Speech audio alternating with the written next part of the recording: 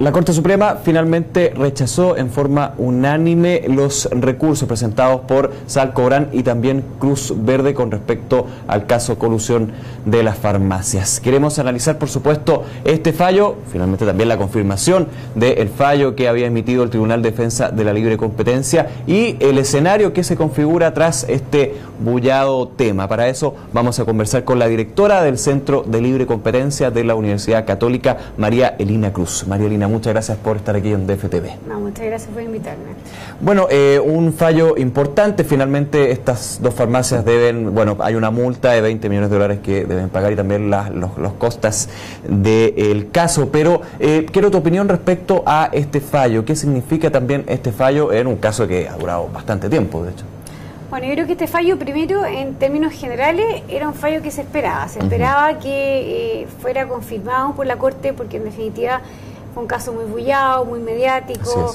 Entonces se esperaba que la Corte confirmara. Se dudaba en cuanto a que la Corte muchas veces anteriormente había confirmado casos de libre competencia, pero había reducido las multas, que no fue este caso.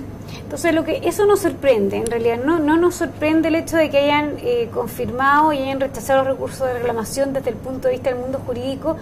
No es sorpresivo, yo pienso, ni es una gran novedad.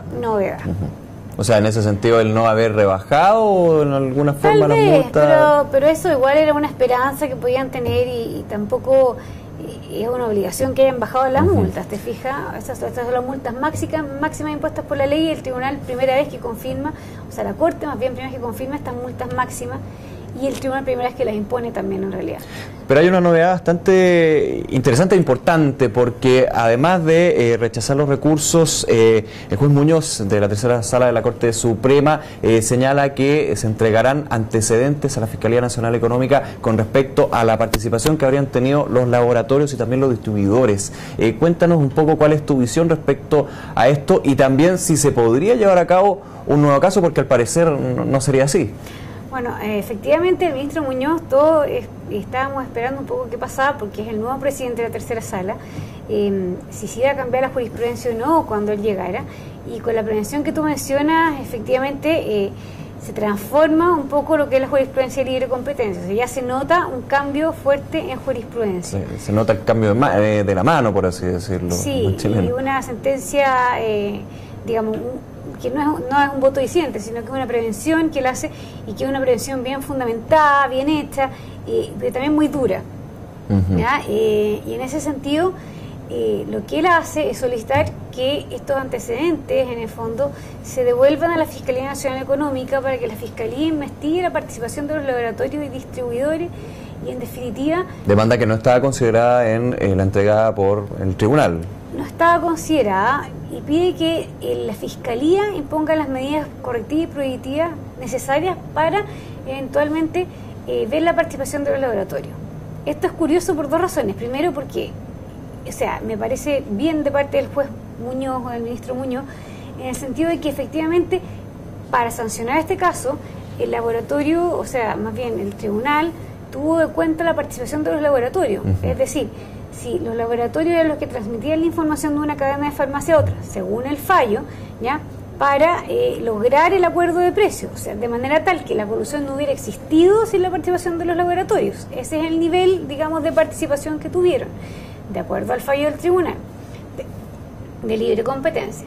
En consecuencia, en el fondo siempre fue un poco un cuestionamiento de parte del mundo jurídico de decir, bueno, ¿y los laboratorios por qué no fueron requeridos? Solamente eran acusados y puestos en la palestra las farmacias. Exacto, ¿y por qué no fueron sancionados? Y la razón por la cual no fueron sancionadas es porque nunca se les demandó en sede de libre competencia. Por lo cual no se pudo iniciar una investigación con ellos en esta investigación, vale la redundancia. A diferencia de la sede penal que sí se inició, ¿no? Entonces, el problema ahora es que con esto de que se devuelven los antecedentes de la Fiscalía Nacional Económica,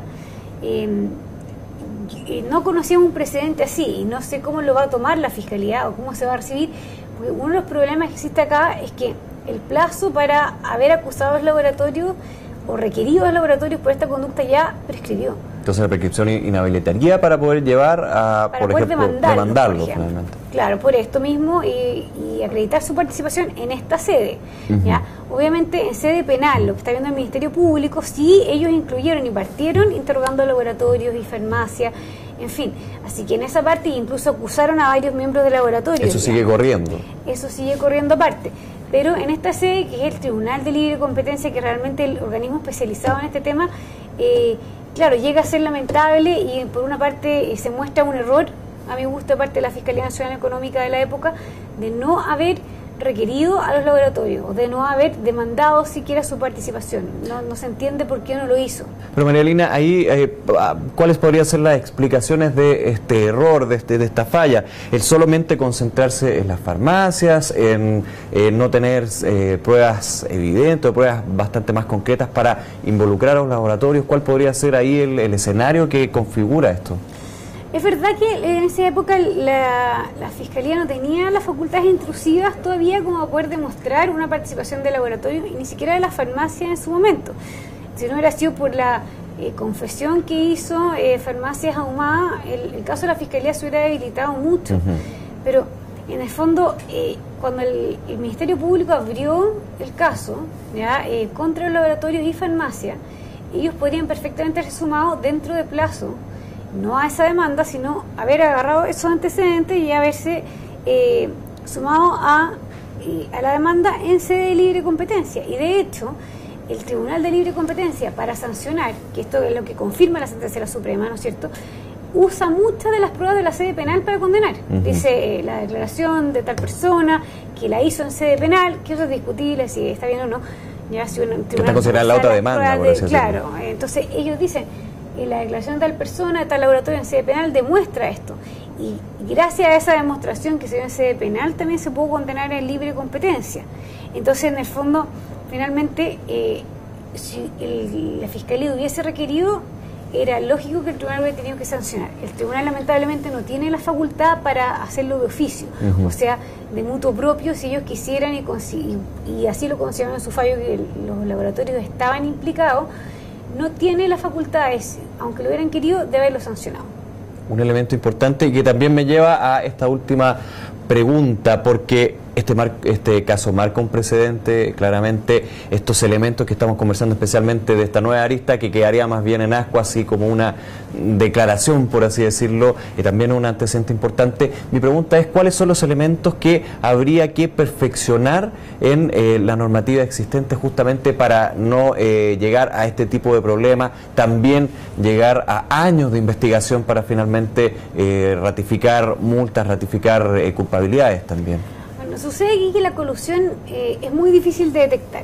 Todas las personas involucradas en la colusión están conscientes de que esto es una falta de la ley y en el fondo es muy raro que se haga una cosa pública. Entonces es un tema muy oculto, es muy difícil de pesquisar.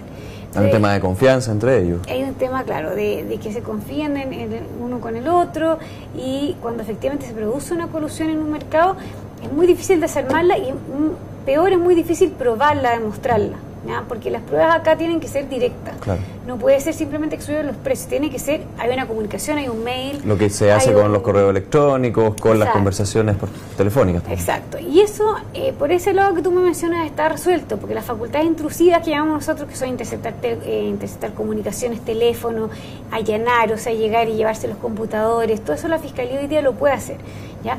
Pero hay una segunda pata, si tú querís, para pesquisar en el mundo lo que son las colusiones, que se llama la delación compensada, que en Chile fue introducida y básicamente significa que el primero que llegue a delatarse ya de que estaba coludido, no se le aplica ninguna sanción. Perfecto. Y los demás en cambio serán todos sancionados.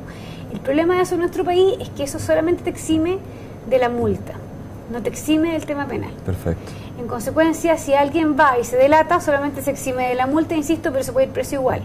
En consecuencia, no es conveniente la fórmula. Exacto, y esto es impresionante. Yo te decía, en Estados Unidos, cuando se introdujo en el año 70, subió en un 400% el número de casos de colusión. O sea, es la herramienta más eficiente de mostrar internacionalmente que que ha en el fondo fomentado la pesquisa de los casos de colusión. Por lo tanto, podríamos suponer que en nuestro país hay mucho más casos de colusión y que no se han podido pesquisar por la falta de este elemento. Las soluciones son distintas.